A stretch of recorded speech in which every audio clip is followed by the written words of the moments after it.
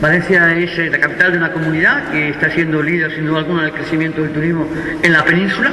Somos la comunidad sin duda alguna que más está creciendo y dentro de la comunidad, su capital, en todo el turismo, la oferta diversificada que tenemos y que ustedes conocen.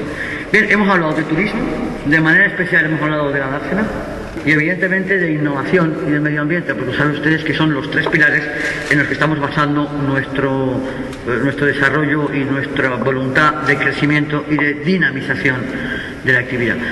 Evidentemente, como forma parte su ministerio de uno también de los importantes del área económica del gobierno, pues he querido también informarle de cómo van divinamente las licencias express, las llamadas licencias express, que están contribuyendo sin duda alguna a dinamizar la economía. No hi haurà extracció de petroli a 3 quilòmetres o menys de la costa de València. El ministre d'Indústria, José Manuel Soria, ha dit que no autoritzarà cap explotació petroliera a aquesta distància del nostre litoral. Ho ha dit a València. Tot això sí que ha anunciat que tenen que continuar les cates autoritzades per l'anterior govern, el de Rodríguez Zapatero, el socialista. No es poden revocar perquè això suposaria incórrer en un delicte de prevaricació.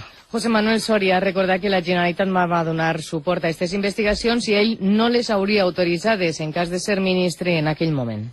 Revocarlo equivaldría en términos jurídicos a una prevaricación, insisto, porque es una autorización administrativa que se ha hecho en base al derecho. Cuestión distinta, como le estoy comentando, es la autorización de la explotación.